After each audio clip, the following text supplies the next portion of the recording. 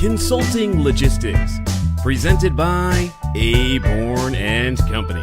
I'm your host, Tim Dooner. Thanks for joining us.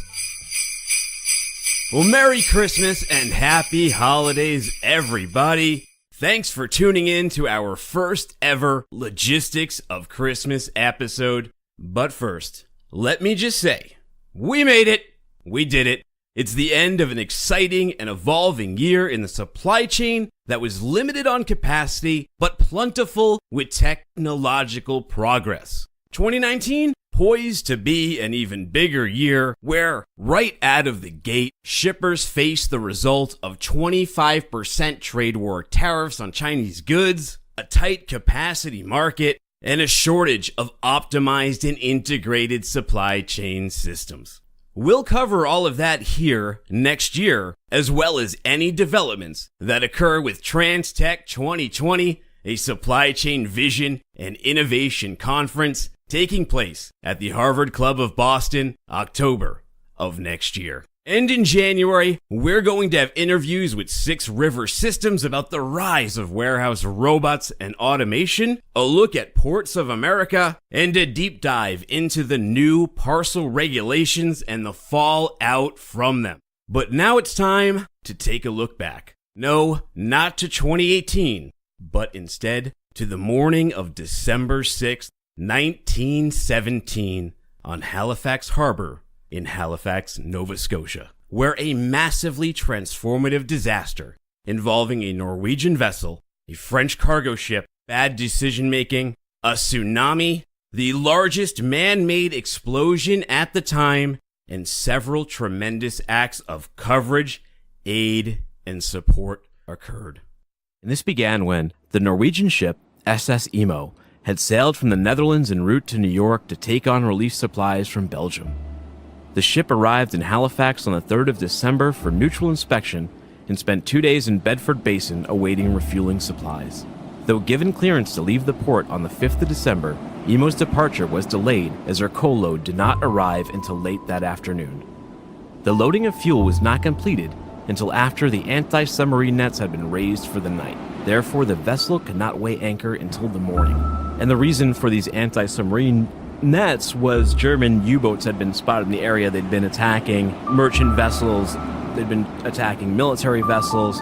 Ports were in danger at the time and were susceptible to attack, so hence the submarine nets, which slowed down the SS Imo. The French cargo ship SS Mont Blanc arrived from New York late on the 5th of December.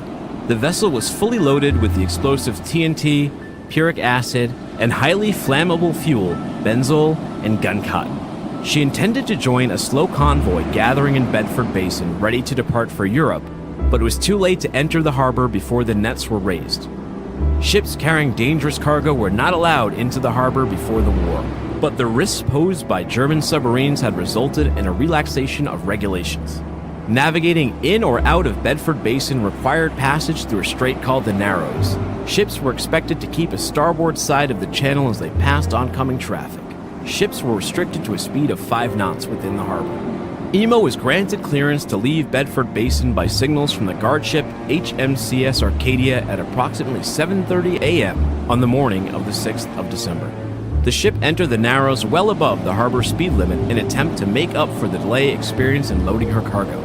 Imo met with American tramp steamer SS Clara being piloted up the wrong side of the harbor. The pilots agreed to pass starboard to starboard. Soon afterwards, though, Imo was forced to head even further towards the Dartmouth shore after passing the tugboat Stella Maris, which was traveling up the harbor Bedford Basin near mid-channel.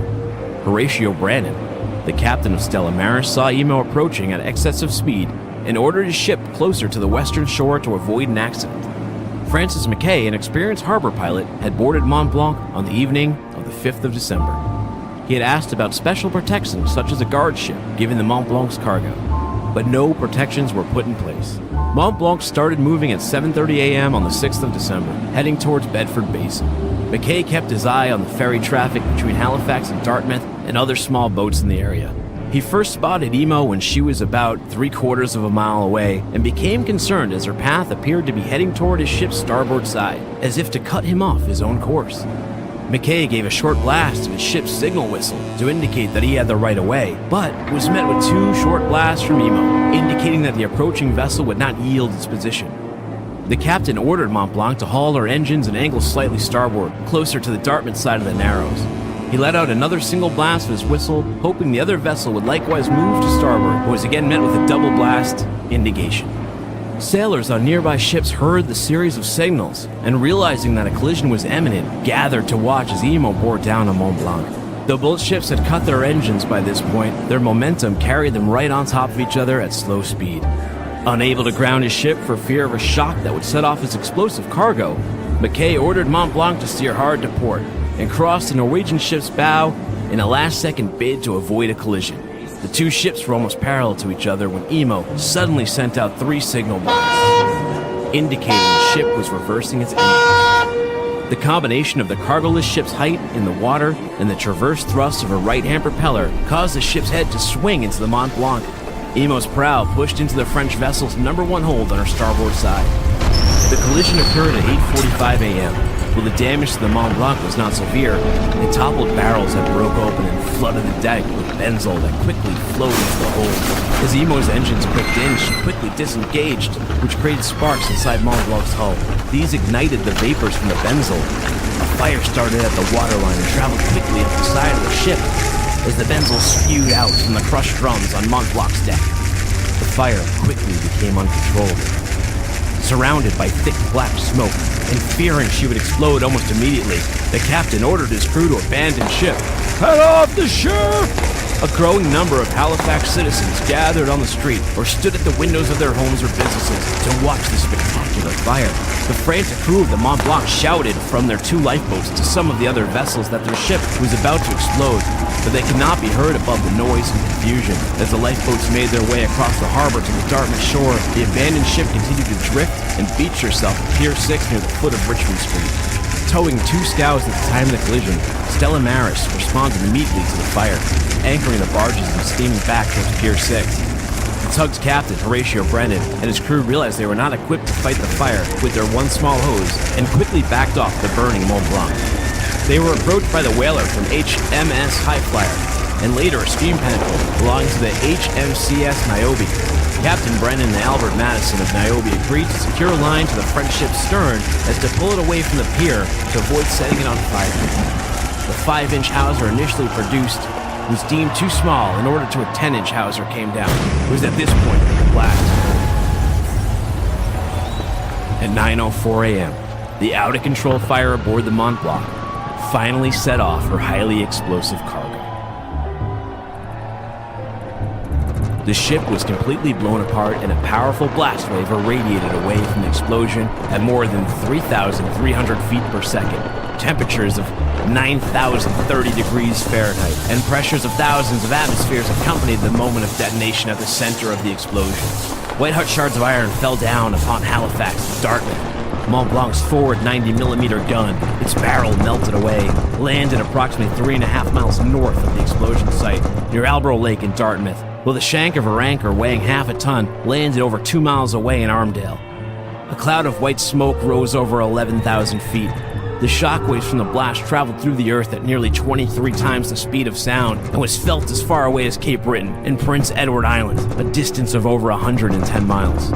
An area of over 400 acres was completely destroyed by the explosion, while the harbor floor was momentarily exposed by the volume of water that vaporized. A tsunami was formed by water surging to fill the void. It rose as high as 60 feet above the high water mark on the Halifax side of the harbor. Emo was carried onto shore at Dartmouth by the tsunami. The blast killed all but 1 aboard the whaler, everybody aboard the Pinnacle, and 21 of the 26 men aboard the Stella Maris.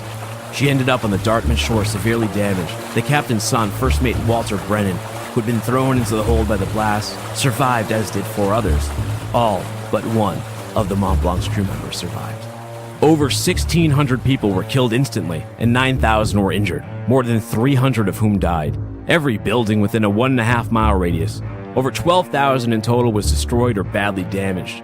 Hundreds of people who had been watching the fire from their homes were blinded when the blast shattered the windows in front of them. Stoves and lamps overturned by the force of the blast, sparking fires throughout Halifax. where entire city blocks were caught up in the inferno, trapping residents in their houses. Firefighter Billy Wells, who was thrown away from the explosion and had his clothes torn from his body, described the devastation survivors faced. "The sight was awful, with people hanging out of the windows dead, some with their heads missing, and some thrown onto the overhead telegraph wires." He was the only member of the 8-man crew of the fire engine Patricia to survive. The death toll could have been worse had it not been for the self-sacrifice of an intercolonial railway dispatcher, Patrick Vincent Coleman, operating at the rail yard about 750 feet from Pier 6 where the explosion occurred. He and his co-worker William Lovett learned of the dangerous cargo aboard the burning Mont Blanc from a sailor and began to flee.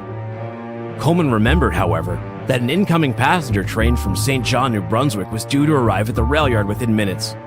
He returned to his post alone and continued to send out urgent telegraph messages to stop the train. Several variations of the message had been reported. Among them, this from the Maritime Museum of the Atlantic. "Hold up the train. Ammunition ship afire in harbor making for Pier 6 and will explode. Guess this will be my last message. Goodbye, boys." Coleman's message was responsible for bringing all incoming trains around Halifax to a halt. It was heard by other stations all along the Intercolonial Railway, helping railway officials to respond immediately. Passenger train number 10, the overnight train from St. John, is believed to have heeded the warning and stopped a safe distance from the blast at Rockingham, saving the lives of about 300 railway passengers. Coleman was killed at his post as the explosion ripped through the city. First responders were overwhelmed by the sheer carnage of what had occurred. 9 members of the Halifax Fire Department lost their lives performing their duty that day. Dazed survivors themselves immediately feared that the explosion was done by bombs dropped from a German plane. Troops at gun batteries and barracks immediately turned out in case the city was under attack, but within an hour switched from defense to rescue roles as the cause and location of the explosion were determined. All available troops were called in from harbor fortification and barracks to the north end to rescue survivors and provide transport to the city's hospital, including 2 army hospitals in the city. The exact number killed by the disaster is unknown. The Halifax Explosion Remembrance Book, an official database compiled in 2002 by the Nova Scotia Archives and Records Management, identified 1,950 victims. As many as 1,600 people died immediately in the blast, tsunami, and collapse of buildings. The last body, a caretaker killed at the exhibition grounds, was not recovered until the summer of 1919. An additional 9,000 were injured. 1,630 homes were destroyed in the explosion and fires. Another 12,000 damaged. Roughly 6,000 people were left homeless, and 25,000 had insufficient shelter. A company of the Royal Canadian Engineers repaired and converted a basement of a school to serve as a morgue, and classrooms to serve as offices for the Halifax coroners, as they were overwhelmed by the sheer amount of bodies. In all, an estimated $35 million in damages resulted. That would be $562 million in today's dollars. About $30 million in financial aid was raised from various sources, including $18 million from the federal government, over $4 million from the British government, and $750,000 from the state of Massachusetts. To this day, if you've ever wondered why Boston gets its tree for the tree lighting in Boston Common from Nova Scotia, it is because of the aid that was provided during the Halifax Explosion 100 years ago in 1917. Which, before researching this, I had known where we got the common tree from for the tree lighting, because we'd sent aid to Nova Scotia, but I was unaware of this actual event. I thought it was just some wartime aid that Boston had helped out with. I did not realize that had occurred by, a thick-headed captain who was in a rush to make up for some lost time, caused a fire on the Mont Blanc, and the explosion and the devastation was near that of 9/11. I can't imagine how long it took that community and the people of Nova Scotia to pull it all back together. But they did. And life went on, they rebuilt, and they prospered. For me personally, during the tree lighting every year here in Boston, I'm going to look a little differently at that tree. In 1918, Halifax sent their first Christmas tree to Boston as a token of remembrance for the aid that the city had provided. However, it didn't become an annual tradition until 1971. That's when the Lunenburg County Christmas Tree Producers Association began an annual tree donation to promote Christmas tree exports and to commemorate the Halifax Explosion. Nova Scotia's government thought this was a wonderful idea, so eventually they took over the whole process of tree selection and delivery to the Commonwealth, where that tree is lit every year in Boston Common during a tree lighting ceremony. Today, it represents the importance of the two cities to one another for trade, tourism, and goodwill.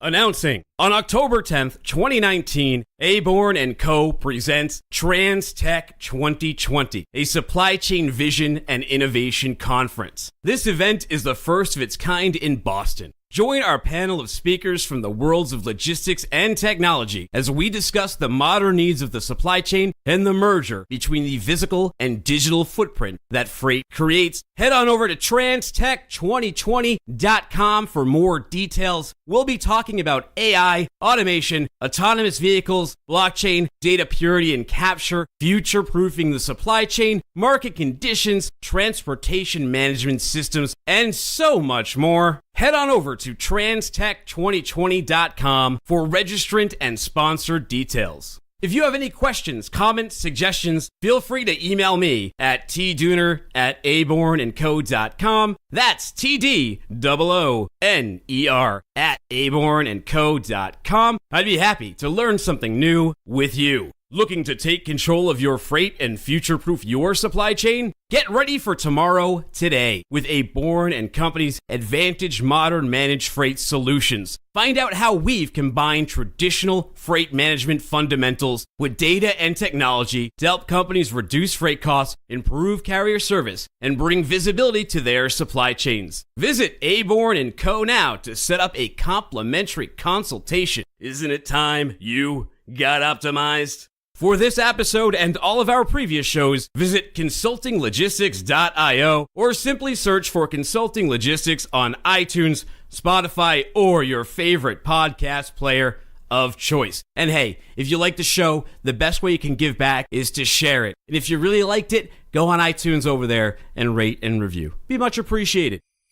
That's it. We're out of time. For Aborn & Co., I'm Tim Dooner, wishing you a very merry holiday season and a happy new year.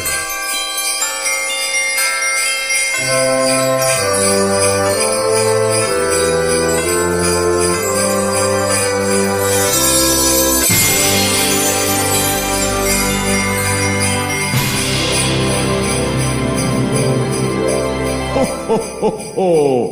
Merry Christmas!